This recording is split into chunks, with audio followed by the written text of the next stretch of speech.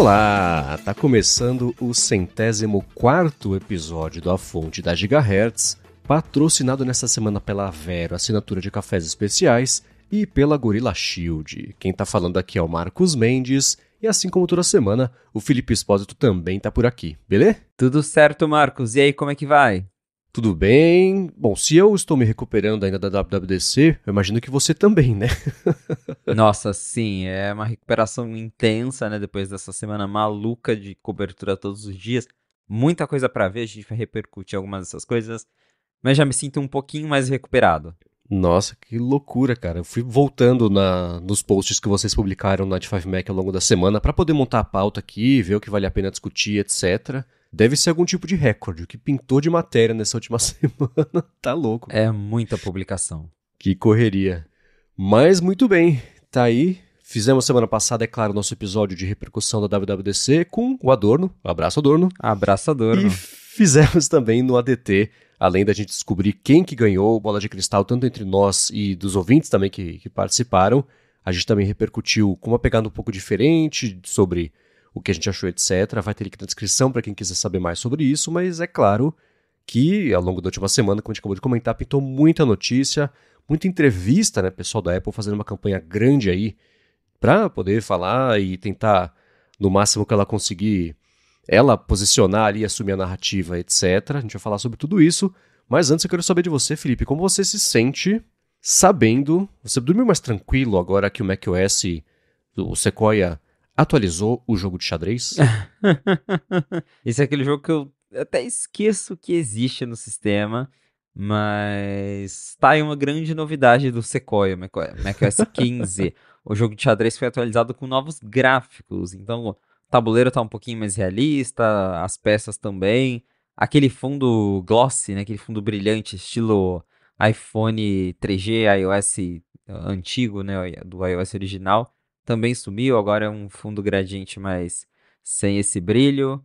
E tá aí, pra quem joga o xadrez no macOS, chegou uma atualização, até comentei lá no 95Mac, a última vez que a Apple tinha atualizado esse jogo foi com o macOS Mountain Lion, então foi em 2012, já fazia aí mais de 10 anos, e agora recebeu um update. Que coisa, né? Eu achei muito engraçado. E teve, como no Vision Pro existe lá o joguinho de xadrez, eles devem ter aproveitado a empolgação com isso e deram um tapa. Agora, você não precisa fazer esse teste agora, mas se você quiser você pode. Mas descobre depois se é possível deletar o jogo de xadrez, porque nos macOS até hoje não dá. É impossível, ele é indeletável. Então depois você vê se agora ele deixa. Antes, se você fosse deletar, apareceu uma mensagem que dizia: você pode danificar seu Mac se você remover este aplicativo, então não vamos deixar. Hoje em dia ele não dá o aviso, mas só não deixa. Você põe pra deletar, não tem nada, o botão direito não aparece, a opção também de deletar. É muito engraçado. Eu acho que continua assim, né? Porque é um aplicativo do sistema, mas depois farei o teste no Sequoia, porque, novamente, estou gravando no meu MacBook Pro e o beta eu instalei no Air para não afetar as coisas de trabalho aqui. Embora está rodando bem, nessa primeira semana o Sequoia saiu bem nos testes. Ah, boa, isso é até uma coisa que eu ia trazer aqui, acho que a gente pode já... Vou puxar da pauta aqui e falar sobre isso, como é que tá a vida de beta, né? Porque tenho as minhas impressões aqui, o que tá funcionando, o que não tá funcionando, mas eu tô com ele instalado só no meu iPhone, não tenho iPhone de teste, é o meu iPhone, não instalei no Mac ainda justamente por isso, né? Um medo danado de... Áudio sempre é complicado, né? Então, medo de quebrar alguma coisa, de parar de funcionar, etc. Mas como é que tá pra você? Aqui tá tudo certo. Eu passei a semana usando, como até comentei no A Fonte da semana passada, instalei o beta também no meu 15 Pro Max, que é o meu principal. E aí eu tenho outros iPhones aqui que se der problema eu recorro a eles para instalar um app de banco. Mas até agora passei, né? Fui viajar no fim de semana, usei aplicativo de companhia aérea, tudo funcionando. Usei aplicativo de banco, tudo certo, Apple Pay. Nada deu problema, consegui passar a viagem tranquilo, usando câmera, tirando foto, fazendo vídeo, e até, né, dá esse medo de algo parar de funcionar do nada, mas está bem estável. Me arrisquei e instalei beta no Apple Watch depois que eu ouvi o Adorno comentando, porque daí eu fiquei com uma vontadezinha, aí arrisquei e coloquei o beta, mas também está funcionando normal ali. No primeiro dia ainda a bateria deu uma drenada, mas agora parece que já está bem estilo ao que estava mesmo na versão estável. Lógico que tem um bugzinho ou outro, Na home screen do iOS, às vezes eu vejo que algum ícone fica branco, dá um glitchzinho visual, mas nada assim que me impediu de fazer o meu trabalho, de fazer uma transação ou qualquer coisa muito importante. Boa, a minha impressão tá parecida de coisas que não funcionam. O app do New York Times, você abre, ele mostra o logotipo, né, aquela tela de quando carrega o app e fecha. Aí você tá dando crash, tá impossível de usar. A central de controle, para configurar, ela tá bem difícil. Se você mexer alguma coisa que ele não gostar, é engraçado, ele explode os ícones para todos os lados, desconfigura tudo, parece você pegar uma bola de basquete jogando no quebra-cabeça, assim, ele estoura. Aí alguns ícones ficam invisíveis, eles estão lá, mas não estão, fica meio confuso, né? E de coisa que eu uso todos os dias, que eu vi um bug que não é terrível, mas que acontece, é o aplicativo Timery, que eu uso para fazer o rastreamento de tempo, ele, a partir do widget que fica na tela bloqueada, geralmente tem um botão de parar ali, eu toco no botão de parar e ele para. Agora não, toco no botão de parar, ele fica só pensando, ele continua contando o timer, eu tenho que entrar no app e lá parar mesmo o que eu tô fazendo, mas são as 3 coisas assim que eu notei. Bateria pra mim parece estar ok, mas eu trabalho a partir de casa com o iPhone carregando o tempo inteiro do meu lado, então no fim de semana, por exemplo, não passei por nenhum aperto, não fiquei quase sem bateria, foi normal, então sei lá, parece. Tudo bem que tem aquela história de que o beta 1 tá ok, pode ser que no beta 2 quebre bastante, né? E o beta 2 tem especulação de que ele pode sair hoje? Eu acho difícil porque, historicamente, esses primeiros betas, eles costumam ser bem espaçados aí, 15 dias entre um ou outro, 14, 15 dias. Então, chuto que só na semana que vem teremos um beta 2. Beleza, então tá ok, mas é aquela coisa, né? Não é porque está ok pra gente que estará ok pra você. Se você tá na tentação, eu sei que a gente acabou de aumentar a sua tentação de instalar o beta, mas ainda vale fazer com parcimônia ou pelo menos esperar o primeiro beta público pra garantir, né? Mas esse ano parece estar bem sob controle, contrariando o que o Gurman falou, né? Ah, este ano está tudo bem com problema, mais até do que a média. Sei lá, ele pegou um beta podre, porque pra mim tá tudo beleza. Ou ele pegou um beta com todas as novidades, né? Porque vale lembrar que Pode ser. muitos recursos estão de fora. Não tem Apple Intelligence, não tem aqueles recursos novos de continuidade entre o iPhone e o Mac, tudo isso está desativado no beta 1. Então talvez foi desativado justamente por isso, né? Não estava funcionando bem e a Apple falou, precisamos de mais tempo para finalizar, para polir esses recursos antes de colocar na mão da galera. Então pode ser uma das razões também, né? Boa, verdade. Aliás, fica de lição de casa, depois dá uma fuçada no código e tentar ver quando que eles empacotaram esse beta pra já deixar pronto pra publicação. É sempre umas 2 semanas antes, né? É, por aí. Depois a gente vê. Muito bem, a gente vai voltar a falar tanto sobre as novidades que a Apple anunciou, né? Eu falei de muita entrevista ao longo das últimas semanas, etc. Mas teve uma entrevista que chama a atenção do pessoal, que virou matéria no Night 5 Mac, que é sobre Ted Lasso. É o rumor ou a esperança que não morre, apesar de ter um episódio que fala que é a esperança que te mata, né? Mas ainda assim, reacendeu a discussão de uma possível ou 4ª temporada, ou um spin-off. Esse assunto segue meio morno. Não tá quente, mas não esfriou, né? Tá morninho. É, porque a gente teve o final de Ted Lasso que ficou uma coisa meio aberta. Eu acho que o final da série, pra quem assistiu, é algo bem amarrado, finaliza bem ali. Mas Ted Lasso é uma marca bem importante pra Apple, se tornou uma das principais, se não a principal série do Apple TV Plus, ganhou prêmios, destaque internacional. Uma série muito amada, então não me surpreenderia em ver a Apple explorando o Ted Lasso de novo. Mas eu acho que entre a possibilidade de uma 4ª temporada e um spin-off, eu acho que o spin-off me parece mais provável. Até a CEO da Warner deu uma entrevista que gostaria, né, de ver uma continuação. Eu acredito que 4ª temporada não rola, mas um spin-off, eventualmente, pegar um dos arcos do que aconteceu na série e continuar explorando. A gente até brincou aqui, né, talvez um spin-off ali focado no Roy Kent, ou enfim, de um plot específico. Aí eu já acho mais provável. Quem sabe, né? Eu tô, assim, tendo sido uma entrevista, né, com a dona da Warner, ela tá fazendo o jogo dela, né? Pode ser que não tenha nada sobre isso, que ela esteja tentando pressionar algo a acontecer e publica isso pra tentar botar uma pressão ali, né? Fazer algo assim. Então é que nem quando, por exemplo, tava a Apple fazendo acordo com a indústria fonográfica, até a parte de cinema mesmo, do Apple TV, né? Esse pessoal joga muito em público e usa a entrevista como manobra mesmo para pressionar, né? Então, sei lá, mas ainda assim, só de ter interesse, e é isso, né? Foi a série da Apple, mas também a da Warner, e foi um golaço da Warner no mundo de streaming. Então, provavelmente, o que aconteceria seria que essa seria uma série não do Apple TV Plus, mas da Warner. Se sair um spin-off, né? Deve ter aí muita negociação acontecendo de bastidores. E o próprio Nick Mohammed, né? Que era um dos atores, como é que era o nome do personagem que ele fazia?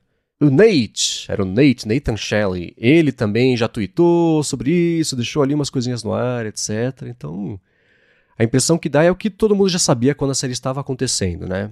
É o Jason Sudeikis mesmo, que estava cansado de ter que ficar em Londres gravando, a família está nos Estados Unidos, ele passou por um momento bem complicado lá do divórcio dele, ter os filhos, etc. Então, o Ted Lasso foi um achado aí na carreira de todo mundo, né? Você vê um monte de gente ganhou Emmy, por exemplo, Golden Globe, etc. Mas a vontade então dessa galera não falta, mas se ele não quiser, não tem o que fazer, né? Mas tá aí. Eu acho que se a Apple fosse anunciar alguma coisa dessas, eu imagino num evento assim, vamos abrir agora falando sobre Apple TV, que nem o WWDC, né? Vamos abrir agora falando sobre Apple TV Plus. Aí fica um segundinho de silêncio. Primeira coisa que aparece é Ted Lasso, Smells Like Potential e vamos lá, e anuncia, né? Se bem que também gravar isso e manter em segredo, enfim. Seria mó legal, o assunto não morre, se pintar novidades mais concretas sobre isso, a gente volta a falar, mas que ia ser mó legal, isso seria, né? Quem sabe no evento de iPhone? Pois é, né? A Apple tem uns meses aí pra assinar contratos.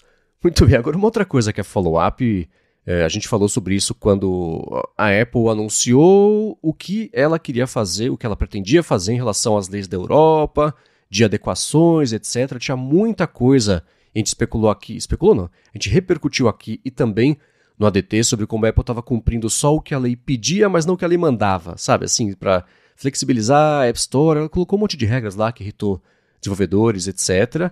E ficou no ar o que a Europa ia achar disso. A gente viu muito da Europa, Apple, esse pedaço aqui não tá bom, hein? Faz de novo. A Apple ia lá, fazia, e agora tá bom? Não, faz mais um pouquinho. Ficou esse vai e vem, mas agora saiu a notícia de que a Europa está se preparando para multar a Apple por não cumprimento do DMA, né, que é o Digital Markets Act. É uma coisa que ainda pode ser revertida, apesar da multa não ter sido quantificada ainda. A Europa basicamente falou, vamos multar, estamos vazando aqui que vai multar, mas dá tempo. Então, Apple, faça o que a gente está pedindo, a gente conversa, talvez não tenha multa, mas está aí, tem chance dela ser multada em até 5% do faturamento dela, o que daria aí $1 bilhão. Então, agora a conversa está ficando o que a gente achou que seria desde o começo, né? Quando a Apple publicou o que ela ia deixar ou não em relação às regras com o DMA na Europa. Quando a Apple anunciou o DMA, várias críticas foram feitas, já repercutimos tudo isso aqui, justamente porque a Apple tentou achar brechas em todos os lados para abrir, porém nem tanto. Então, o iOS tem App Stores alternativas, mas tudo isso ainda passa por uma certa revisão da Apple. Ela escolhe quem pode ou quem não pode ter uma loja alternativa. No início tinha aquele requisito de que o desenvolvedor precisava ter uma carta lá de não sei quantos euros em crédito, para acho que 1 milhão de euros em crédito para poder abrir uma loja. Depois eles flexibilizaram, se você é um desenvolvedor com tantos anos de App Store, você também consegue.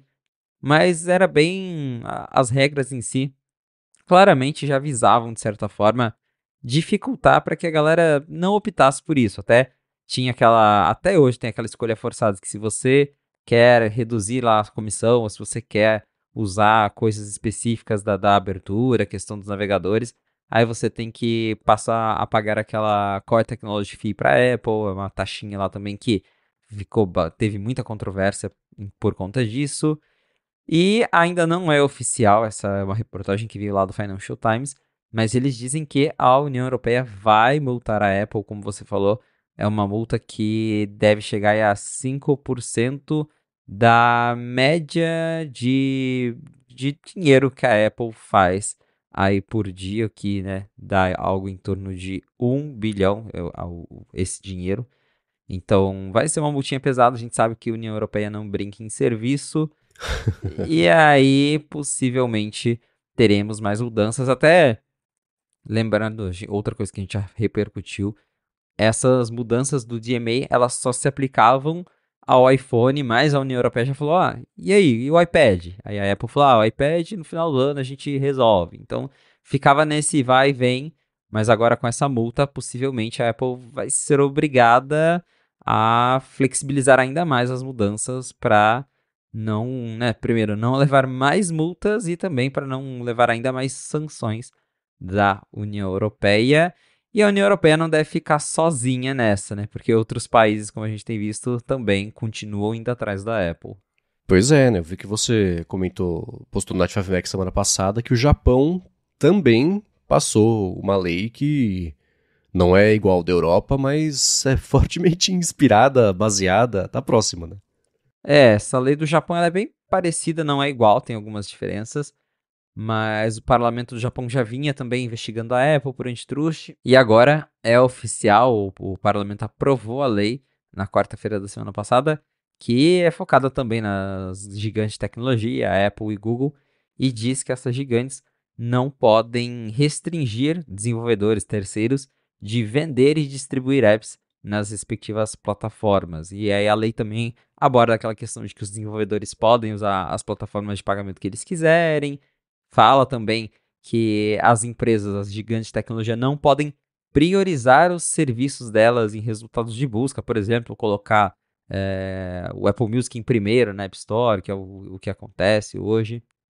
Tem algumas coisas bem interessantes e o Japão determinou que as companhias que infringirem essa lei vão ter que pagar 20% de sua receita doméstica feita através daquele serviço. Ou seja, se a App Store infringir as leis lá no Japão, a Apple vai ter que pagar 20% da receita doméstica da App Store lá no Japão, que, né, não é pouca coisa.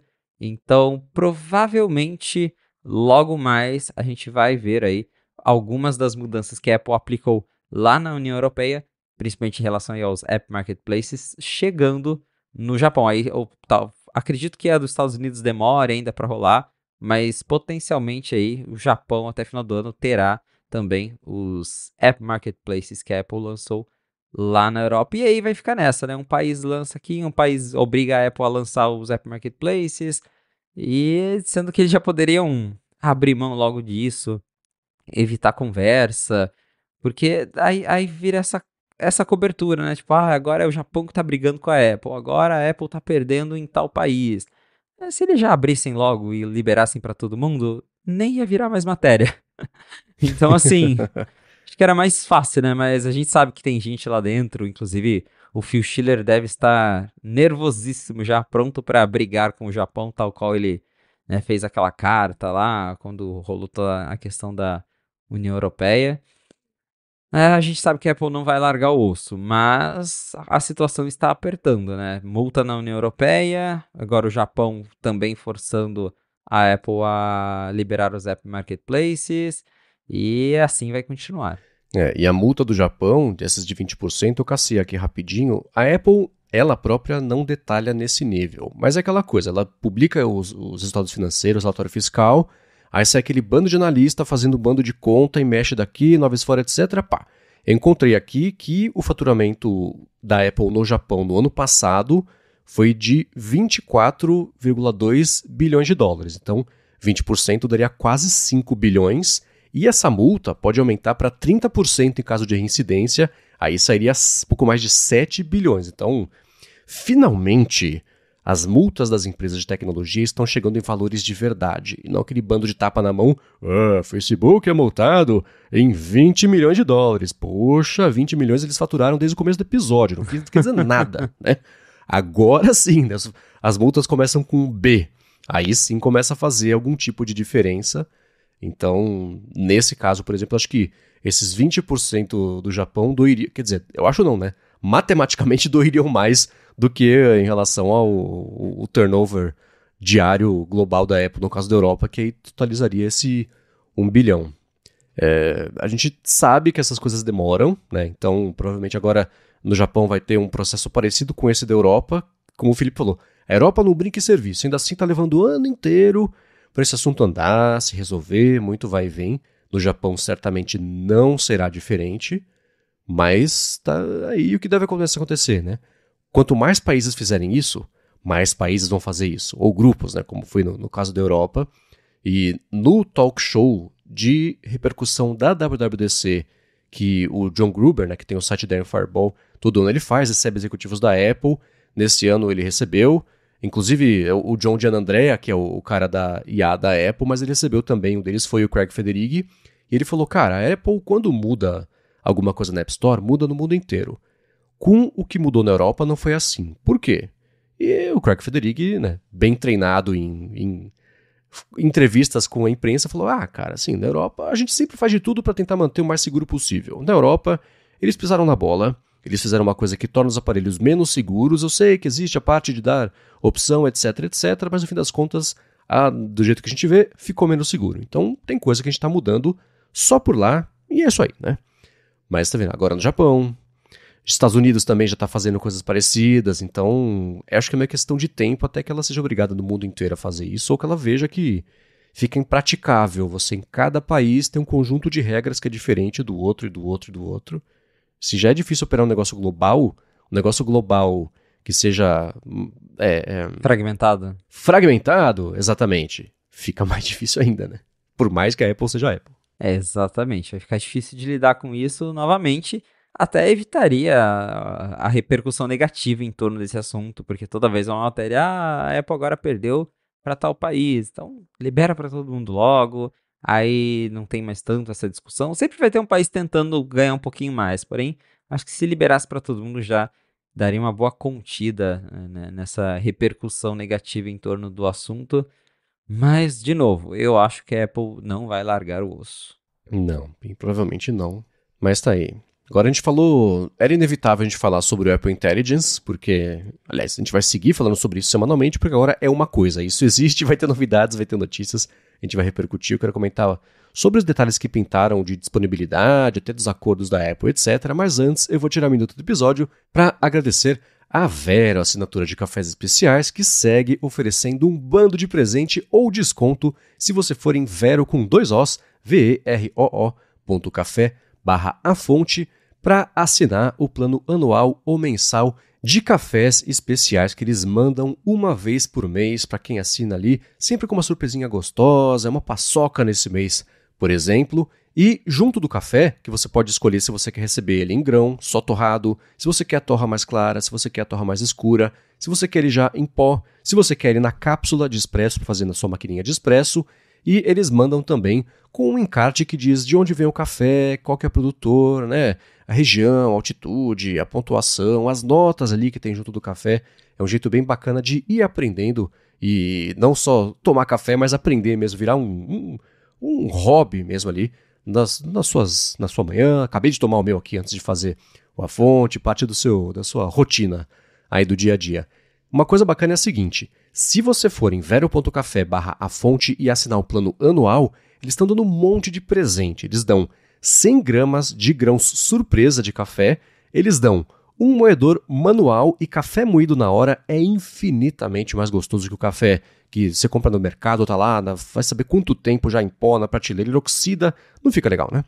E você recebe também uma prensa francesa que é um jeito super gostoso de fazer café, porque, como não tem um filtro de papel ali, você toma o café junto com os olhos e é um jeito diferente de fazer infusão também. É muito gostoso, vale a pena conhecer. E se você assinar o plano mensal, você ganha R$20 de desconto no seu primeiro mês, indo em vero.café/afonte ou então usando o cupom AFONTE na hora de fazer o checkout. Se você assinar o plano anual, além desses presentes todos, tem um desconto. São 17% de desconto em relação à assinatura mensal.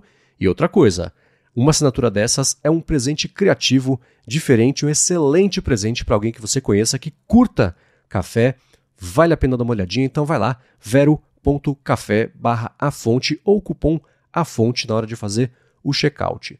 Muito obrigado a Vero pelo patrocínio de mais esse episódio do A Fonte e pelo apoio a toda Gigahertz. Valeu, Vero! Muito bem, te viu entrevistas, pintaram detalhes, a própria Apple, durante as sessões da WWDC, falou mais sobre a IA dela e a gente discutiu, repercutiu os anúncios da Apple Intelligence na semana passada E uma das coisas que chamou muito a atenção do pessoal e que irritou muita gente também são as limitações de aparelhos. No caso do iPhone, só os modelos Pro dos iPhones atuais, como o Rambo comentou, os iPhones do ano passado, né, são os que vão rodar a Apple Intelligence, e em outros aparelhos só a partir dos M1 para frente.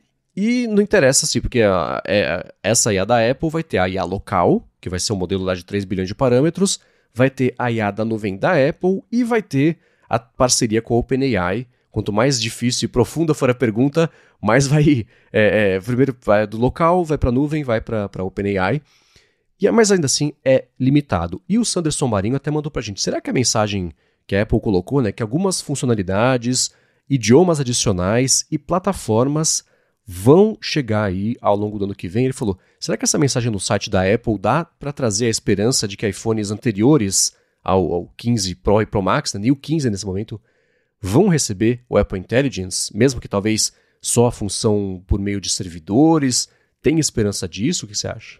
Eu acho difícil essa mensagem de que outras plataformas virão no futuro deve se referir aos outros aparelhos da Apple que não tem, como por exemplo, o Vision Pro, Vision OS, que essencialmente é o iPadOS, mas a Apple no site não fala nada de Vision Pro, não, em nenhum momento nada do Apple Intelligent foi mostrado rodando em Vision Pro, mas me parece óbvio que eventualmente o Vision Pro vai ganhar esses recursos também, até porque ele tem o chip M2, então seria totalmente capaz de rodá-los, mas a Apple não anunciou nada, então acho que quando ela fala de plataformas, ela está se referindo mais a, né, Apple Vision Pro, talvez até o HomePod, Apple Watch, que também não ganharam nada de Apple Intelligence por enquanto, do que de fato aparelhos mais antigos. Claro que a gente já viu no passado a Apple anunciar coisas que depois ela deu um jeito de trazer para outros aparelhos, mesmo que de forma limitada.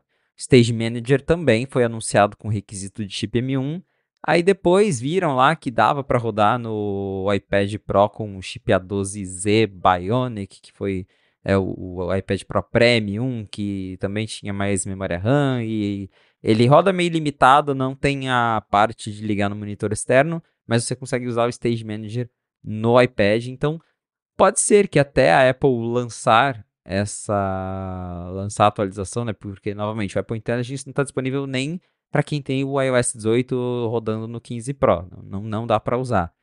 Pode ser que até final do ano ou até ano que vem, porque ela já falou várias vezes, né? Alguns recursos só vão ser lançados em 2025.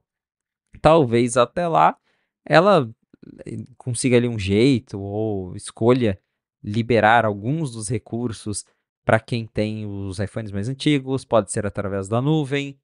Pode ser também liberando apenas a integração com o ChatGPT, porque isso a gente também não sabe. A Apple falou, tem a integração com o ChatGPT, que é online, mas a gente não sabe se essa integração estará disponível só também para os modelos M1 ou iPhone 15 Pro, ou se todo mundo com iOS 18 vai conseguir usar a integração com o ChatGPT. Nesse momento é tudo muito incógnita.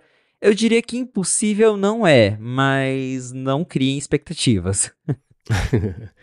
O próprio funcionamento da tecnologia, uma parte disso inclui fazer lá o banco de dados vetorial e semântico sobre as suas coisas para que isso possa ser usado, e essa parece ser uma limitação de sistema aí. Uma das coisas que o pessoal viu é que o que tem em comum dos outros dispositivos que são compatíveis com o Vision Pro, é que eu vou falar do Vision Pro já, mas que são compatíveis com a Apple Intelligence, 8 GB de RAM.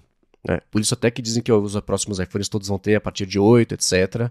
E essas IAs, elas precisam disso, né? Teve o próprio Google lá que falou que ia trazer. Eles disseram que ia trazer o Google Gemini pro Pixel 8a, aí eu falei, putz, gente, não vai rolar, daqui a pouco a gente achou um jeito aqui de fazer caber, etc. Mas ainda assim é uma experiência diferente. Então, memória RAM é meio que um fator determinante nesse momento para esses tipos de tecnologias, para como é que a IA está hoje. Então, uma solução poderia ser, para quem não consegue, não tem um aparelho que roda local, você pode pelo menos usar uma Siri nova que rode na nuvem. Mas ainda assim ia faltar um monte de coisas disso de, qual foi o podcast que o Felipe mandou para mim semana passada mesmo para eu escutar aqui? Qual foi? Eu vi esses dias uma mensagem tal, alguém mandou que falava sobre isso, cadê? O que era? isso vai fazer parte da experiência, né, do que é você ter um iPhone em breve, mas se isso viesse faltando para quem tem um iPhone, o problema é explicar para as pessoas, ó, isso aqui, isso vai funcionar. Isso aqui, não. E a pergunta óbvia é assim, mas não é a mesma coisa? Eu pergunto para a senhora, ela tem que saber. Então, essa fragmentação, de novo, né, poderia ser um problema. A compatibilidade com a OpenAI, essa eu acho que poderia sim ser uma coisa mais ampla, mais aberta, porque a gente passaria a usar o ChatGPT como o Google, né, que é como a própria Apple está propondo que as pessoas usem, né, que são para conhecimento de mundo real, etc. Mas se a proposta da Apple for que a Apple Intelligence ela precisa ser uma coisa pessoal, feita para você, como ela falou que é no evento, aí ela não vai desassociar uma coisa da outra, né? E é claro que tem o subtexto de que é para vender telefones, todo mundo sabe. Tem até um analista que especulou que esse ano vai ter um super ciclo de vendas de iPhone, porque todo mundo vai querer, quer dizer, todo mundo quer, mas muita gente vai botar a mão no bolso e comprar um iPhone para poder tirar proveito disso. Então, tem soluções, a Apple tem tecnicamente ali o jeito de fazer funcionar com os iPhones mais antigos? Tem. Mas foi uma decisão de não, agora que ela não está nem pronta, ela está fazer do jeito que ela, para rodar bem, e depois a gente vê. Isso talvez, eu especulei no ADT, talvez de algum jeito, daqui a uns anos, quando não importar mais, isso ser expandido para os iPhones dessa geração agora não Pro e daí para trás. Quem sabe. A própria Samsung, que daí o da Samsung ele é diferente porque ele funciona mais online do que local, mas a Samsung também anunciou como uma novidade, o Galaxy AI anunciou como uma novidade do S24, e aí com o tempo eles foram liberando a atualização para os modelos, alguns modelos anteriores, não todos, trazendo alguns dos recursos de IA, esses que funcionam online, para os modelos antigos. É igual você falou, é meio complexo porque daí começa a fragmentar no sentido de explicar o que funciona, o que não funciona. Porque, por exemplo, os recursos de edição de fotos lá de apagar uma pessoa, eu acho que isso daria para ter em alguns aparelhos mais antigos, né? A Apple chama de Apple Intelligence, mas aí também não fica claro se isso também é restrito aos novos, se isso ela vai trazer para os outros modelos. Então, tem muita coisa ainda para acontecer, nem a Apple definiu direito o que vai ser, como vai ser, quando vai ser lançado, não tem beta.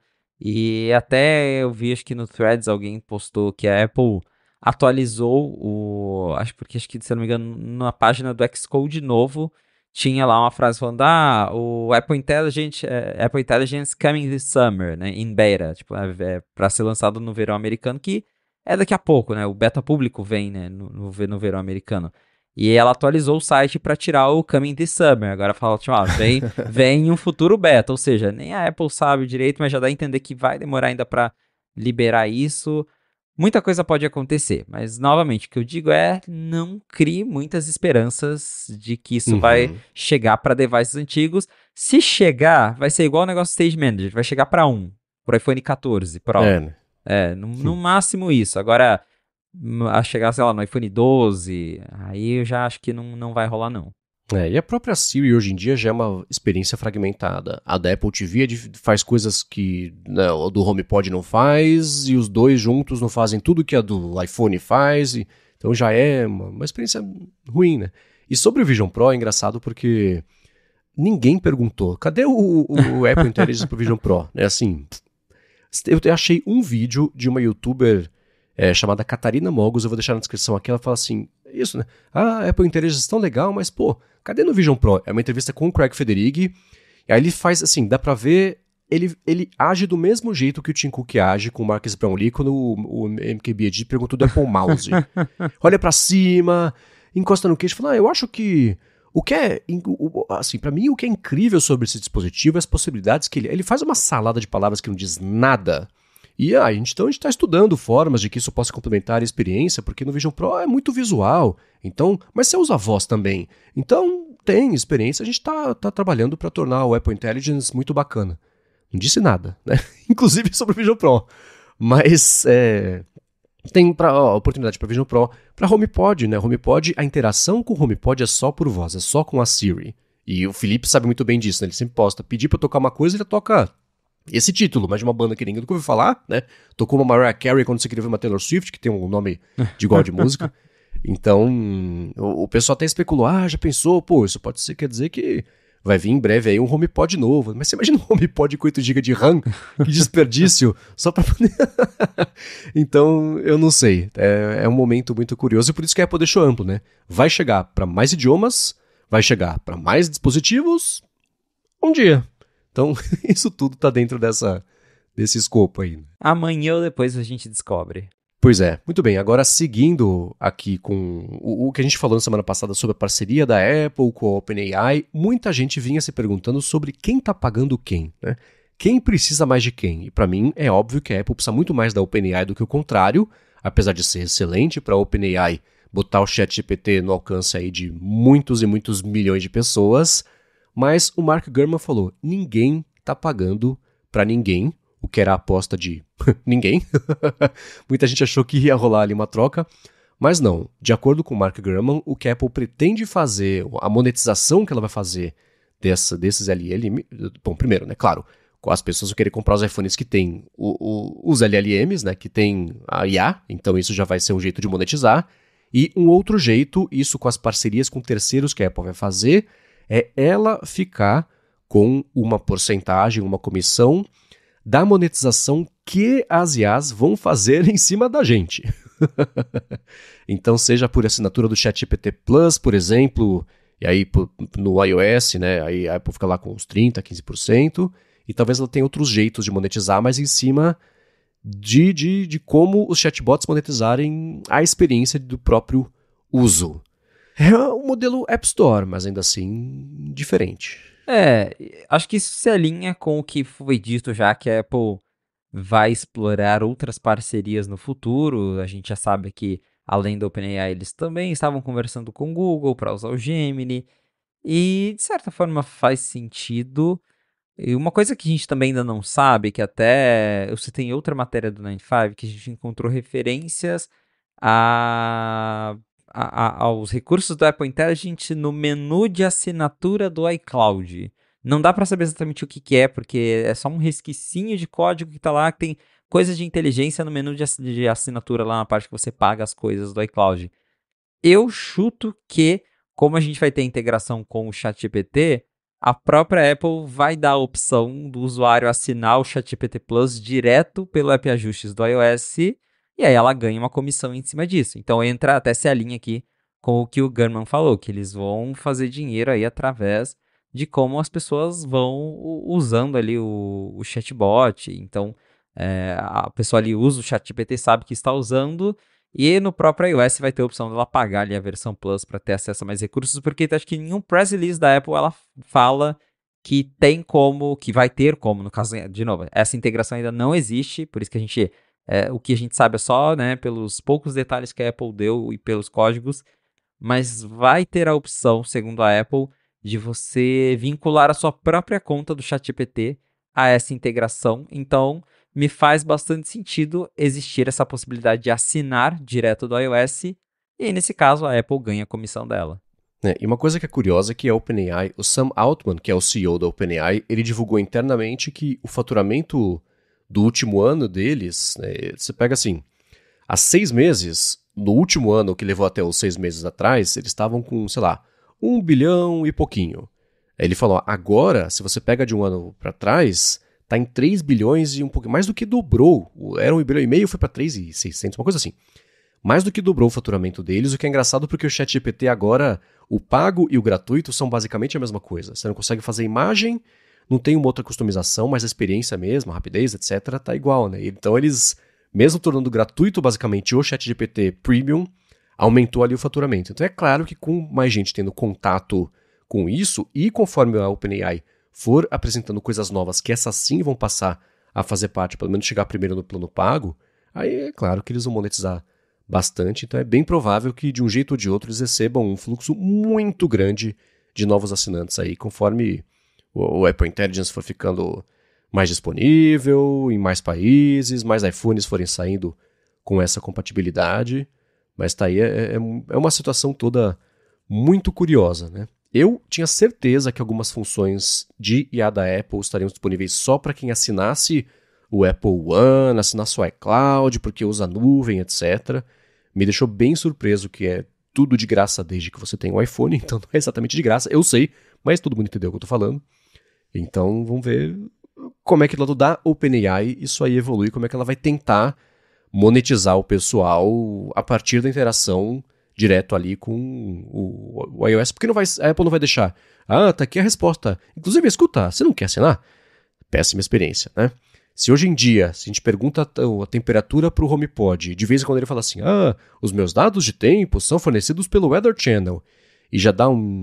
Né? Não perguntei isso. Eu sei que faz parte do acordo, mas, pô, para de me trazer. É uma propaganda, no fim das contas, né? Então vai ser bem interessante ver como é que todo mundo vai tentar fazer o máximo, exprimir o máximo dessa oportunidade de interações que são novas, né? O jeito de interagir desse jeito é muito novo. Então, certamente daqui a um ano vai estar diferente. Como? Aí vamos esperar para ver. Exato, é tudo novidade, coisas novas e, novamente, coisas que a gente nem tem acesso ainda. Então, muita coisa pode acontecer, mudar, mas é interessante ver agora, né, essas informações sobre como que tudo aconteceu e ainda acontece nos bastidores. Pois é. Agora, lá no comecinho, lembra que eu falei, eu queria saber como é que estava o uso de beta, etc. A gente falou sobre os problemas e coisas assim, mas eu pensei em trazer aqui uma parte do episódio para falar sobre o que a gente tem descoberto fuçando nos betas, como, por exemplo, ontem eu saí para jantar com meu irmão e eu descobri que o Math Notes, que é aquela IA que você escreve na tela, etc., está disponível no iPhone, na calculadora do iPhone. Se você embaixo na esquerda tocar no botão de calculadora, tem uma das opções é Math Notes. Falei, olha, fiquei brincando meia hora depois que eu cheguei em casa fazendo... Eu conta não, né? Fazendo o iPhone fazer conta e entendendo como é que faz para... Você colocou lá, 7 vezes 8 é igual, ele bota lá, 56. Daí se você sai da edição daquele pedacinho, mas continua na tela, se eu tocar no 7, aparece o slider. Para 7 vezes 8, vezes 9, vezes 10, vezes 11, vai para frente e volta, vai para números negativos. Super divertido. E colado nisso, o que eu descobri é o seguinte, né? Descobri não, né? Saiu na verdade no Note 5 Mac, vocês descobriram e contaram pro mundo, e eu testei. No teclado do iOS, se eu tô no iMessage, boto 7 vezes 8 igual, ele na sugestão de texto coloca lá 56. Ou então, $10, ele converte já. Tantos reais. Isso direto no teclado, que eu achei super legal. Não sei se a Apple mostrou isso no evento, e quando eu vi, e quando eu reassisti, eu perdi, mas está mais permeado ainda no sistema esse tipo de contas inteligentes do que a gente tinha imaginado que sabia inicialmente. Eu não lembro de, por exemplo, eles terem mostrado isso do teclado e nem que estava disponível no iPhone, mas sim, dá para usar também no iPhone, dá para rabiscar no iPhone. E esse do teclado é bem legal, justamente por funcionar em outras partes do sistema, porque às vezes você nem pensa em abrir o app de calculadora para procurar uma conversão, por exemplo, muita gente nem sabe o que faz. E agora você está ali digitando a continha na hora de mandar uma mensagem e consegue fazer isso. No Notas tem como, né? Acho que eles mostraram no Notas, porque né, até o Math Notes ele é integrado tanto na calculadora e no aplicativo Notas da Apple. Quando você vai lá na calculadora e faz o seu rabisco, faz a sua matemática, aquele mesmo rabisco aparece também salvo como uma nota no aplicativo Notas. Isso eu também achei bem legal, mas lá se você usar como texto, fazer as equações, também convertia, mas eu pensava, é porque o Notas tem uma integração com a calculadora. Não, aparentemente é realmente uma coisa de sistema mesmo, de entender o texto, a conta, a equação e mostrar o resultado. E isso é muito, muito, muito legal mesmo. Eu fiquei brincando com o Math Notes, fiquei brincando ali de fazer umas continhas, e é um recurso muito bacana aí do iOS 18. Enquanto isso, eu tentei usar o Math Notes para fazer conversão de temperatura, isso não rolou. Mas no teclado ele faz também de temperatura, de moeda, como a gente falou, né? Bem legal, bem interessante. E uma outra coisa que eu testei foi o seguinte, a Apple há algumas semanas anunciou uma série de funções de acessibilidade que vai chegar mais para frente do ano, etc. Já está nesse beta. Então, um que eu estava curiosíssimo para testar é o seguinte, as pessoas entram no carro, olham para o iPhone, ficam com enjoo. A Larissa tem muito isso, ela é muito sensível a isso, e já tem nesse beta aquilo que eles anunciaram de que você liga a função de desenjoar, chama cinetose isso tecnicamente, sigla a função anticinetose, aparecem umas bolinhas na tela que acompanham o que cineticamente faria sentido ali fisicamente com o movimento do carro. Então se você vira o carro, as bolinhas viram junto, etc, vão mexendo ali. E eu ativei no Uber, né, caminho da academia esses dias, e pra mim, beleza, não ficava tão enjoado assim com o carro, não fiquei. Falei, vou usar a Larissa como teste, né? Aí eu falei, ó, lê esse texto aqui. Aí a gente tava no carro, ela leu um texto inteiro com as bolinhas lá no iPhone e não ficou enjoada. Então, por mais bestinha que possa parecer, funciona de verdade. O que deixou ela impressionada é que ela é mais cética do que a gente em relação a essas coisas. Então, super interessante isso aí. E um outro também que dá para ativar, que até virou matéria, foi o de rastreamento ocular, né? Para quem não tem a opção, a possibilidade, não pode, não consegue interagir com as mãos ali com o dispositivo, né? Esse do movimento do carro eu também testei, porque eu também passo muito mal quando eu estou andando de carro e ali olhando pra baixo na tela do celular, geralmente me dá dor de cabeça, enjoo. Testei pouco, mas pelo menos ali eu senti que já deu uma diferençazinha. Preciso testar mais, porém gostei do recurso, achei bem legal isso. E esse do rastreamento ocular é bem legal também. De novo, como você bem falou, ele é voltado para pessoas que têm alguma dificuldade, que não conseguem interagir com o aparelho ali através das mãos. Então, é um foco bem específico, mas você consegue ligar e brincar e ver conforme você vai mexendo o olho, o cursor se mexendo. Até a configuração desse recurso parece muito o setup do Vision Pro mesmo, que para quem já viu algum vídeo lá de como você configura o Vision Pro a primeira vez, você tem que ficar olhando para alguns pontos no ambiente para ele configurar o rastreamento. E no iPhone e no iPad é a mesma coisa. Vão aparecendo umas bolinhas no canto da tela e fala, olha para esse lado. Aí você olha, a bolinha acende. Então é muito legal só de ver que realmente, né, a câmera True Depth ali, ela de certa forma funciona como os sensores, até porque em parte tem, né, sensores iguais aos que estão ali no Apple Vision Pro, e aí você consegue controlar o sistema com os olhos. Achei isso muito legal e acredito que abre possibilidades para muitos recursos legais que vão aparecer no futuro, porque a gente já viu no passado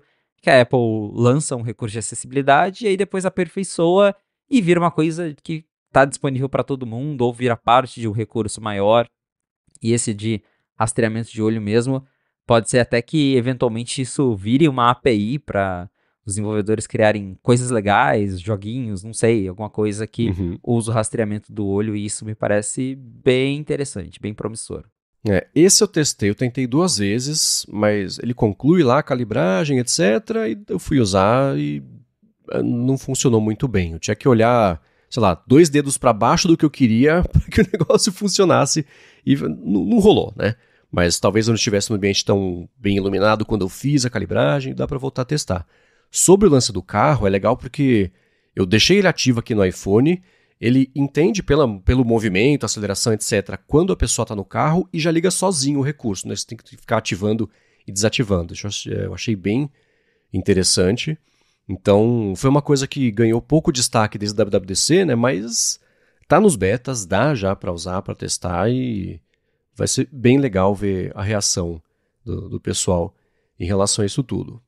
Se vocês tiverem mais dúvidas sobre beta, quiserem, como é que tá isso? Sim, aplicativo específico, a gente pode até falar, mas o que funciona para mim pode não funcionar para você, então não é por aí. Mas dúvidas a respeito de uso, de parte mais de high level aqui de como é que é usar o sistema, manda pra gente, gigahertz.fm/feedback. E é claro que se vocês estiverem usando e a experiência de vocês for diferente do que a gente falou aqui, gigahertz.fm/feedback. A gente quer saber isso aí de vocês. Agora eu quero trazer aqui para pauta Apple Watch, não só Apple Watch, mas a evolução da linha de produtos da Apple, que o Mark Gurman falou sobre isso no último fim de semana. Mas antes, eu vou tirar um minuto do episódio para agradecer a Gorilla Shield, que está patrocinando aqui o A Fonte e está oferecendo 5% de desconto se você for em gorillashield.com.br e usar o cupom GHZ para fazer a sua compra. Ela tem uma infinidade de acessórios para telefones, para computador, para tablets, para sua vida digital, seja ela móvel, seja ela para você aumentar a produtividade no escritório mesmo. Eles mandaram um monte de coisa para eu testar. Já falei aqui do standzinho de Mac que eu uso agora do meu laptop, que é parte integrante agora do laptop. Quando eu estou sem ele, eu viajo, eu esqueço, parece que o Mac está afundado na mesa, assim, é super estranho, não está na superfície, é engraçado. Ele está negativo na mesa. Faz parte aqui do que significa usar o meu MacBook Pro hoje em dia, eles acabaram de lançar um produto, é uma película chamada Película G-Shield Ultra Safe. Eles estão oferecendo, com termos e condições, vale a pena dar uma olhadinha, mas oferecendo garantia de tela de 6 meses se você comprar a película e acontecer alguma coisa. A película vem com um molde aplicador mesmo, tem tanto para iPhone quanto para telefones Galaxy, para diversos modelos aí dos dois, tanto da Apple quanto da Samsung, e vem com o aplicador bonitinho, o molde ali para você colocar, e todas as ferramentas que você vai usar para aplicar a película e tirar uma bolha ou outra, esse tipo de coisa. Tem capinha, tem fone de ouvido, tem desde earbuds, tem com fio, tem sem fio, tem headphone grandão mesmo. Carregador tem um monte, tem cabo, tem carregador de parede, tem carregador para carro, tem portátil, tem o por indução, né, sem fio também e etc. Tem mochila, cabo nem se fala, né? Tem cabo que é mais revestido, tem cabo mais tradicional, tem cabo de tudo quanto é comprimento, tem de 1 metro, 1,5 m, 1,2 m, 2 metros, tem muita coisa tipo Lightning, tipo USB-C, tem o micro USB também, outros cabos. Então vai lá, gorillashield.com.br e usa o cupom GHZ no checkout e ganha 5% de desconto e link é claro na descrição do episódio. Muito obrigado a Gorilla Shield pelo patrocínio aqui de mais esse episódio do A Fonte e pelo apoio a toda Gigahertz. Valeu, Gorilla Shield! Muito bem, eu vi uma notícia nesse fim de semana que me deixou surpreso. Mark Gurman comentou que além de o Apple Watch estar prestes a ficar mais fino, ele está prestes a ficar maior ainda. E o modelo, ao invés de ser 41 e 45 milímetros, que o modelo menor vai ser de 45 milímetros e o maior vai chegar a 49 milímetros, o que me deixou pensando sobre o Apple Watch Ultra. Ele é 49 milímetros também, né? Exato, ele já é 49. Pois é, então se eu comprar um desses vai ser a primeira vez em muito tempo que eu não escolhi de propósito a maior tela, que o Ultra pra mim parece assim, é o relógio do Faustão dobrado. Para o meu pulso, pro meu gosto, pro meu estilo, nunca funcionou muito bem. Mas além disso, ele comentou também que o Apple Watch, não só o Apple Watch, mas outros produtos da Apple, estão prestes a ficarem mais finos ainda. Voltou à ativa a fixação da Apple com coisas finas. Essa reportagem me chamou bastante atenção, né, as duas, né, porque essa do Apple Watch maior, ela veio lá do Mintico, Foi o Mintico. Isso, foi o Mintico que Confundi falou isso. os leakers. Mas eu me preocupo um pouco porque eu tenho um pulso bem fino e eu uso o menor Apple Watch que tem, que hoje é o de 41. Então, ir de 41 para o 45, que daí vai ser o menor, me assusta um pouco. Eu espero que esteja errado, ou espero que se vai rolar uma mudança mesmo, que seja algo discreto, de vai do 41 para o 42, né? Mas porque um aumento grande desses, né? Porque do 41 para 45, do 45 para 49, que é o tamanho do Ultra, que eu também acho estupidamente gigante. Eu sei que tem gente que gosta, para algumas pessoas faz sentido, mas eu gosto de ter um relógio mais discreto e esperar para ver, né? Porque tem ao mesmo tempo que vai ficar maior, também vai ficar mais fino, então talvez acabe, né, uma coisa compensando a outra nesse sentido de parecer algo mais discreto.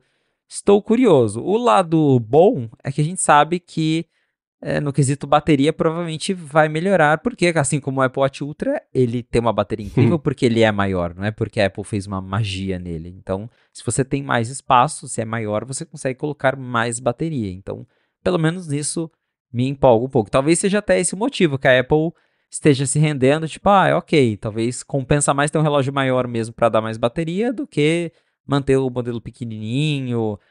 Outra coisa que eu talvez até fico pensando no quesito interface, porque o WatchOS 10 foi todo redesenhado e quando eu navego pelo meu relógio, que é o pequenininho, eu sinto que essa interface nova pede um pouquinho mais de espaço, porque ela tem muita informação, tem cores. O antigo usava aquele fundo que era todo preto, então rolava um blend ali da borda com a tela.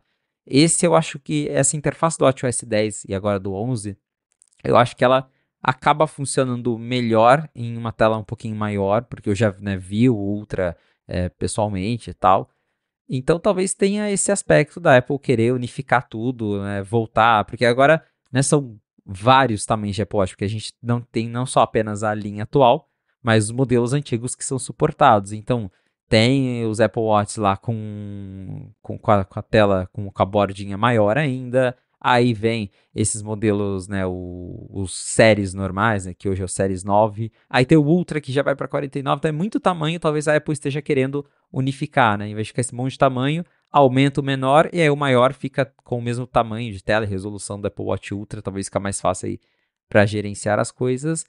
Mas esperar para ver. Eu fico com o pé atrás justamente porque eu gosto do modelo menor. E agora, especificamente sobre essa reportagem da Bloomberg, eu até brinquei uma vez, não lembro se foi aqui no Afonso ou se foi em algum post em rede social, mas que eu tinha a impressão de que o Tim Cook abriu o livro do Johnny Ive e estava reciclando. Tipo, vamos dar um reset na Apple?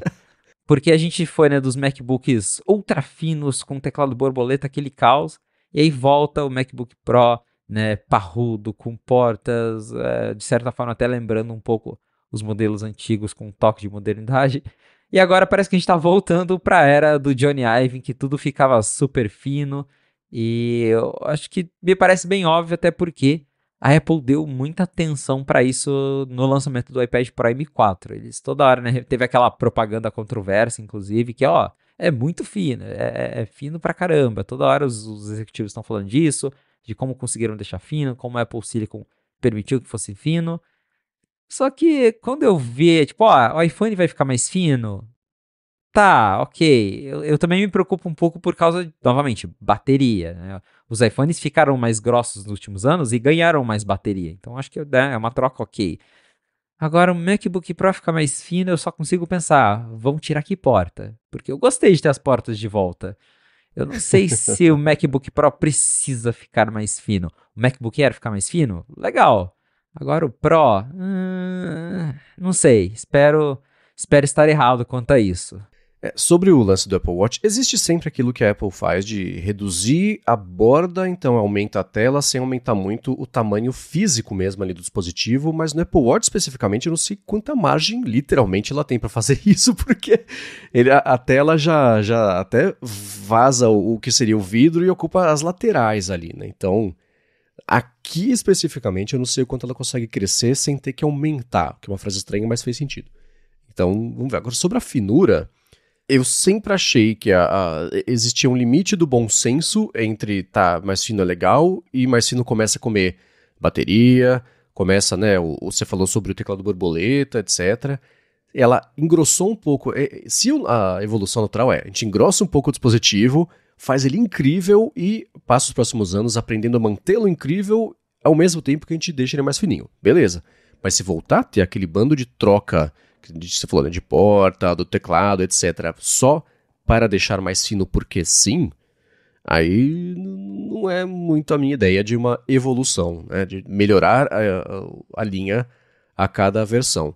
O iPhone mais fino, beleza, a Apple pensa na evolução que ela trouxe, né, até da parte laminada do vidro com a tela, que antes, você pega o primeiro iPhone, parecia que tinha, comparativamente, parecia que tinha um dedo entre a tela, o vidro e a tela mesmo ali, né? Ela foi eliminando as camadas, etc. E um dos pontos, acho que do iPad 3, do iPad 4, era isso, de que você está tocando no conteúdo, não tem espaço nenhum ali, ou quase nenhum, entre o seu dedo e o vidro e a tela que tem embaixo, toca o mesmo conteúdo, etc. Então, ela tirou componentes que ajudavam no 3D Touch, etc., para ir podendo deixar ele mais fino mesmo, resolvendo parte disso em software. Mas o iPhone não tem essas peças móveis como um teclado, né? Tem os botões laterais, mas pode ser fino quanto for. Tudo bem que tem um rumor de que vai sair botão físico para virar o botão sólido, mas o que mais me preocupa é a ideia de deixar mais fino porque sim, coisas como, por exemplo, o MacBook Pro, que a gente já viu o que aconteceu no passado com isso e não foi bom, a ponto da Apple fazer a rara manobra de voltar atrás, né? Então, Apple Watch, beleza, o iPhone, beleza, não abrindo mão de bateria para isso, ok, mas bateria é aquilo que a gente sabe que acontece. A Apple tem um alvo de hora de duração. Quanto mais eficiente ela deixa o processador, ao invés de manter a bateria dos anos anteriores, não, ela corta também o tamanho da bateria para manter ali, e porque é economia de custo para ela, né, etc. Então, se os próximos iPhones forem eficientes o suficiente na parte de consumo de economia de energia, na verdade, durante o consumo, para representar um ganho grande de bateria, se ela cortar a bateria, fica com a mesma bateria que tem hoje em dia, né? Apple Watch, a mesma coisa, apesar de que no Apple Watch, como você falou, né, aumentando a superfície, quanto espaço existe interno ali, você pode até achatar um pouquinho, já que ele ficou maior e dá para preencher esse espaço extra. Mas, não sei, voltou o papo da finura, que não era o que eu tinha no minha cartela de bingo ou na wishlist para as coisas da Apple, porque não vejo ninguém reclamando de que voltou, tá grosso demais, ou que não tá fino o suficiente. Não é um ponto isso, né? Eu achava que era um assunto resolvido lá dentro, mas pelo jeito, vamos ter que lidar com essa discussão da finura. Se ficar um pouquinho mais fino e não comprometer outras partes do device, ok, mas, novamente, me preocupa um pouco no iPhone por causa de bateria e me preocupa no Mac por causa das portas, principalmente MacBook Pro. Se eles conseguirem fazer o MacBook Air ficar mais fininho de novo, e aí eu acho que até rola, aí vai ser legal, até porque eu já comentei isso, eu gostava mais do design do Air M1, que é aquele design de cunha que vai afinando, eu adorava aquele design, do que esse novo que essencialmente parece só um MacBook Pro que é um pouquinho mais fino que o Pro de verdade. E se ele ficar mais fino, daí de fato vai ficar bem bonito. Mas ai, deixa o MacBook Pro como está, Apple. Por favor, não mexe. Está ótimo desse jeito. Uma coisa que eu mexeria, que eu ainda acho estranho, é a curvatura que eles adicionaram na parte de baixo do MacBook Pro. Antes ele tinha... As laterais eram bem retas, né? Era quase um ângulo reto de 90 graus ali. E, não sei, essa curvatura que existe hoje, eu vou deixar na descrição aqui o link, porque tem a foto que pega ele bem de frente, você vê a parte de baixo ali, que tem o aspecto dos MacBooks antigos, né? Do titânio, etc. Até hoje eu não acostumei. Tudo bem que eu não olho muito para a parte de baixo do Mac, mas eu sei que tá lá. Sabe? Me dá um faniquito. Eu não acho que você passa o dedo assim, eu não sei. Então, se ele voltasse nesse aspecto, nessa parte, aos MacBook Pros de 2 anos atrás, 3, eu ia gostar. Mas a finura, disse ninguém, né? Quero muito que seja mais fino. Mas enfim, vamos ver. Nesses momentos são só rumores. É claro, vai ter o link das duas matérias na descrição do episódio. Agora, uma coisa que foi... O pessoal, eu vi as dúvidas das pessoas sobre isso, achei legal a gente trazer aqui. Eu devia ter falado mais pra cima, mas a gente vai voltar a falar sobre Apple Intelligence para encerrar o episódio de hoje, tá? É o seguinte, os Genmojis, que são os emojis que vai dar para você fazer um prompt e a IA da Apple vai criar um emojizinho para você usar, né, no iMessage, etc. E eu vou deixar na descrição aqui o link, a gente pode repercutir isso ou só passar por cima, mas achei interessante a título de informação, né? De saber como que eles vão funcionar. A Apple fez uma sessão na WWDC falando sobre isso e explicou como no iOS esses Genmojis vão ser tratados exatamente igual aos emojis que existem. E emoji é um padrão, né? Tipo o alfabeto. O Unicode fala assim, né? O consórcio Unicode fala, escuta, tá aqui uma letra nova, cada um desenha como quiser, mas a partir de agora, o alfabeto dos emojis inclui essa letra aqui, que é um smilezinho com 3 corações, né? E aí cada plataforma tem o seu esquema de desenhar, etc.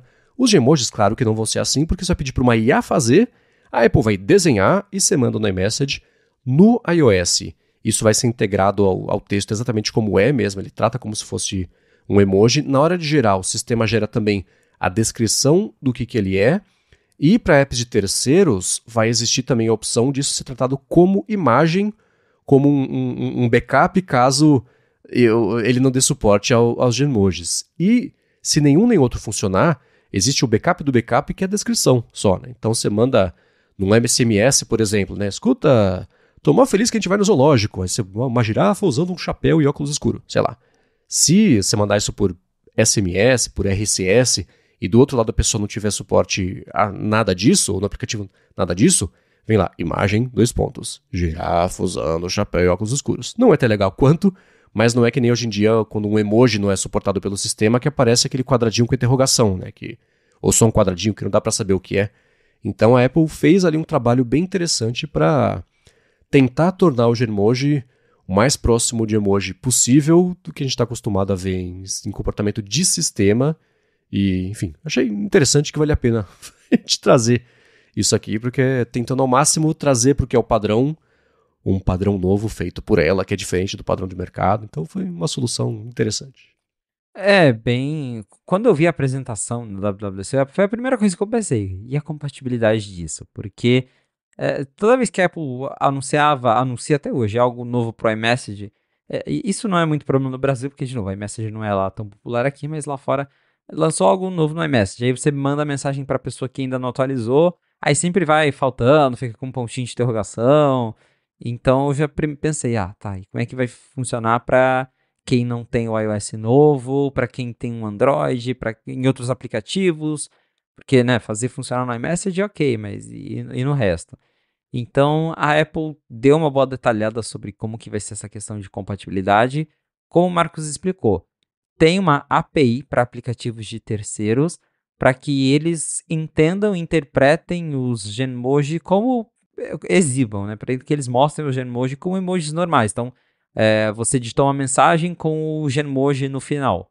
Vai aparecer, né, o aplicativo que usar essa API, vai mostrar a imagem com o Genmoji. A imagem não, vai mostrar a mensagem com o Genmoji no final, tal qual fosse um emoji padrão do sistema.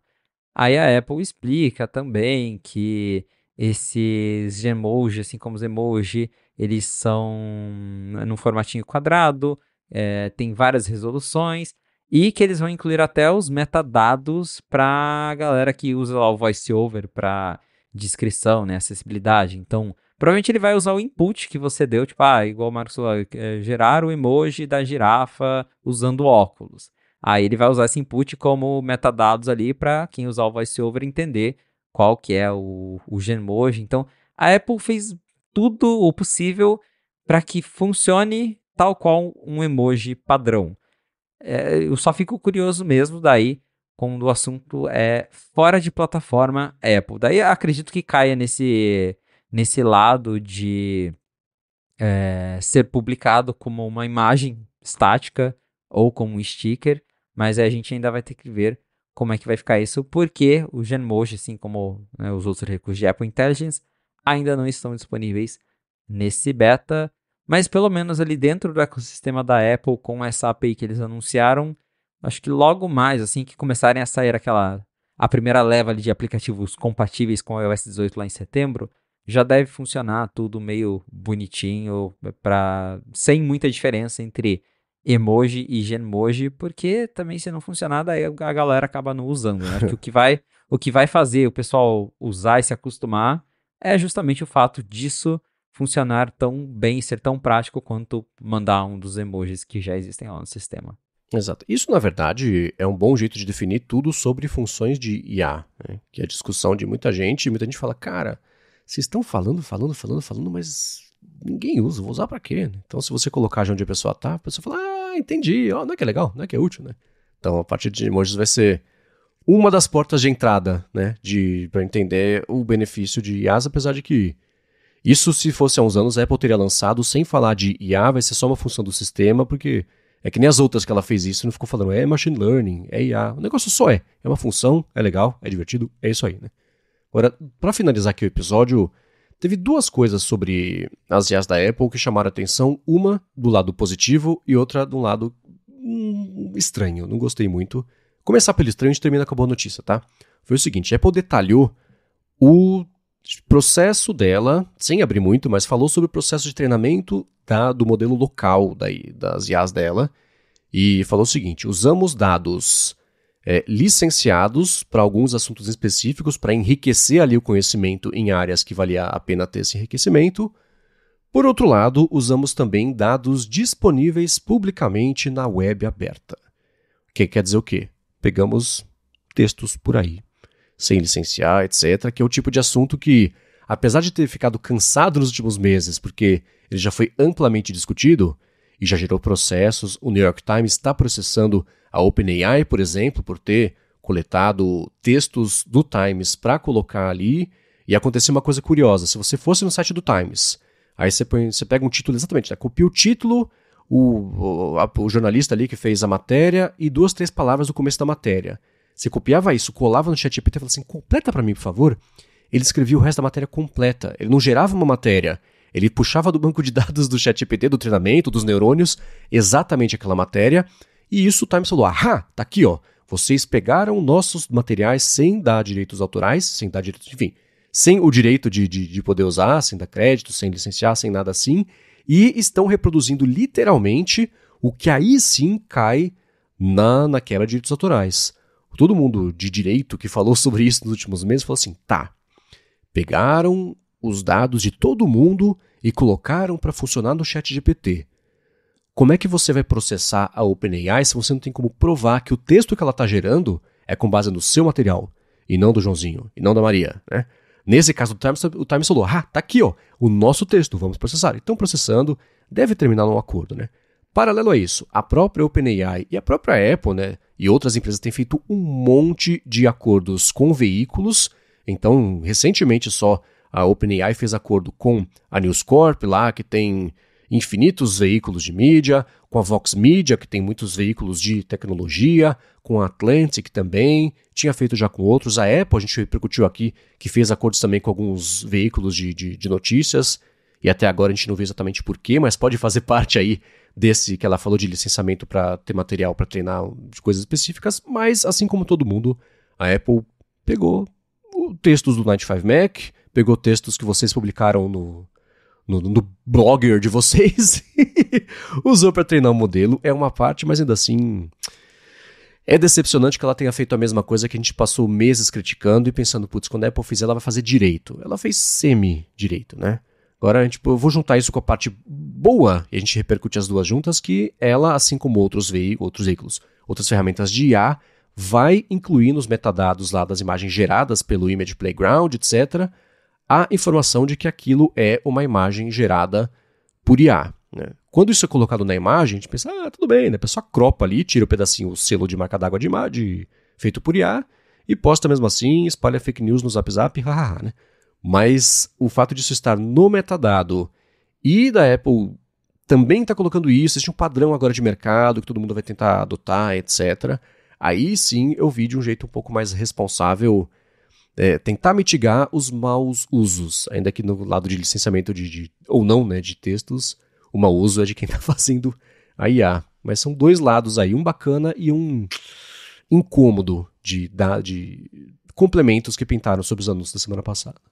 Isso do treinamento de dados que a gente realmente já conversou outras vezes aqui na fonte sobre, é complicado porque, ok, legal que a Apple fez acordos, que ela tá pagando para usar as informações de veículos X e Y, mas já que ela também está usando coisas que ela coletou na internet, como ficam essas pessoas, né? Como fica o 95 Mac, como fica a HelpBR, Nova Post, todos esses outros lugares, esses outros blogs, espaços.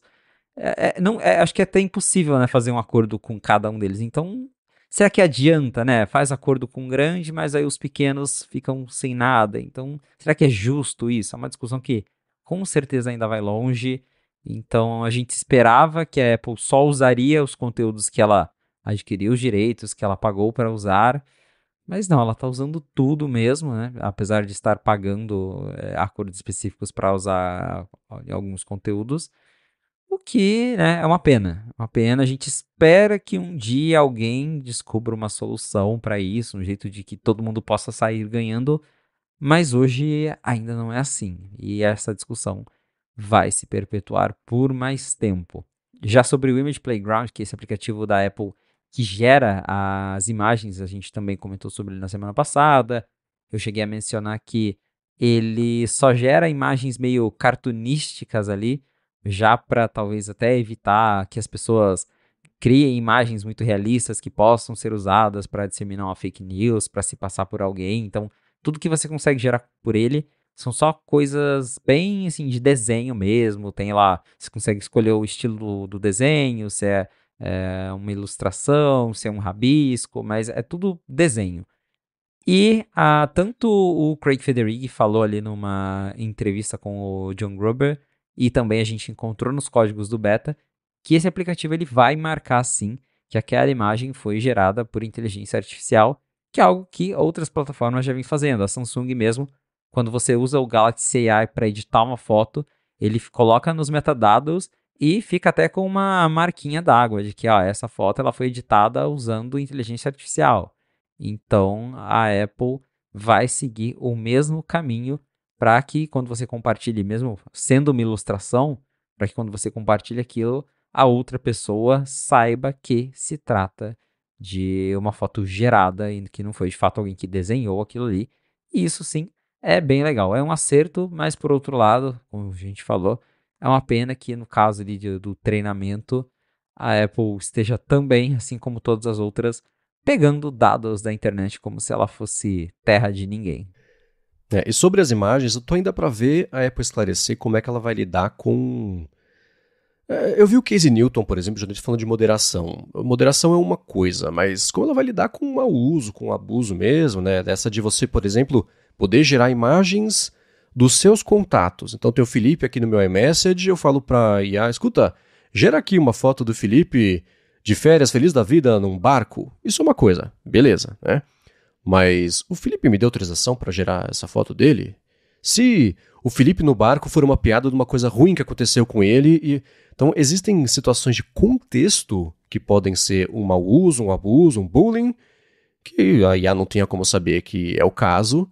E aí, né? Isso sem contar, isso eu imagino que tenha filtros que lidem, por exemplo, com fotos de nudez. Ele não vai, né, falar, escuta, coloca aqui o Felipe num quarto cheio de facas apontando para ele. Provavelmente o modelo não vai deixar, né? Mas tem coisas que contextualmente podem fazer tirar um sarro ali do Felipe que ele não goste.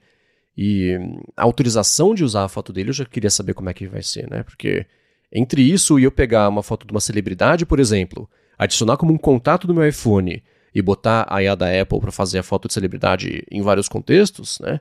Ou nem de celebridade, ver que eu falo assim, se alguém pegar a foto de, sei lá, alguém sem roupa e colocar nos... Então, é isso que eu tô curioso para saber, como é que a Apple vai lidar com isso, porque aí sim, é o que o Casey Newton falou, é a primeira vez na história que a Apple está disponibilizando um produto que vai precisar de moderação. Como é que ela vai lidar com isso? Vai ser muito interessante, né? Porque quando tinha até o Ping, o iTunes, era Ping, né? iTunes Ping, você podia seguir artistas que, escuta, turnê nova, hein? Escuta, tá aqui a minha música nova, álbum. Você não tinha uma área de comentários para falar com o artista, né? Era sempre era uma coisa muito mais limitada. E quem controlava eram as gravadoras. Tinha a conta do Slayer. Não era o pessoal do Slayer que ia postar no iTunes Ping, né? Era a gravadora que acho que é a EMI. Então, tô bem curioso para ver como é que ela vai lidar com essas coisas que são meio novidade para todo mundo, né? Como é que você controla o modelo para não desenhar bobagem e como é que você controla o modelo para não deixar ninguém desenhar bobagem com o modelo. Colocar que foi feito com IA é um passo, é uma coisa do leque de opções de mau uso que tem. E sobre o licenciamento de conteúdos, só foi uma decepção. A gente veio falando sobre como, quando saiu o acordo, legal, a Apple vai fazer acordos, etc., vai fazer do jeito certo. Fez do jeito que não é ilegal, mas não é muito legal também, né? E eu coloco legal aqui nos dois sentidos mesmo da palavra. E essa sim foi uma pena. Novamente, muita coisa para acontecer. A gente ainda está esperando os betas do Apple Intelligence, que nem sinal por enquanto e acho que vai demorar para aparecer. Também por essas questões, acho que tem muita coisa para a Apple resolver nas entrelinhas antes de colocar isso na mão de todo mundo, né? Essa questão da moderação mesmo, a gente não ficou muito claro, ela mesma não falou. Acredito sim que ela tenha feito uma série de testes e limitações para evitar alguns casos de abuso, mas a gente sabe que assim que isso estiver disponível em beta, as pessoas vão testar todas as possibilidades, vão fazer de tudo para ver até onde dá para ir com isso. Então, com certeza, é um jogo de gato e rato, e a Apple com certeza vai ficar atrás para, né, lançar atualizações, para restringir coisas que o pessoal já vai descobrir no primeiro dia que dá para fazer e não deveria. É difícil, vai ser bem complicado e, novamente, acho que é um dos motivos pelo qual esses recursos ainda não estão disponíveis nem em beta. Pois é, né? Vai ser assim, tom de pele, acertar esse tipo de coisa. Para algumas pessoas isso é bem delicado. Vai ser muito interessante acompanhar essa evolução, porque, como o Google descobriu algumas vezes ao longo do último ano, não é fácil, né?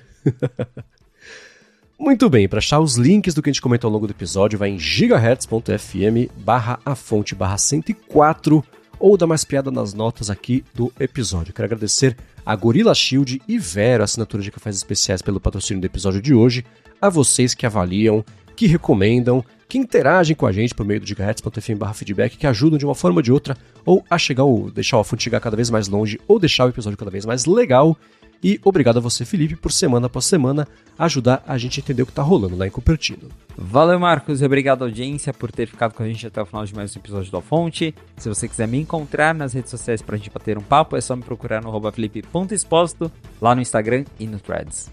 Boa, para falar comigo, MVC Mendes no Instagram e no Threads, apresento aqui na Gigahertz o Área de Trabalho e Área de Transferência, apresento para a Alura o Hipsters Fora de Controle e escrevo todo sábado para o Mac Magazine, no último fim de semana, o que era expectativa, o que foi realidade, sobre justamente o Apple Intelligence, sobre os aspectos todos que eu venho abordando lá no site nos últimos meses. Link na descrição. Obrigado mais uma vez pela audiência de vocês e a gente volta na segunda que vem. Um abraço e até a próxima.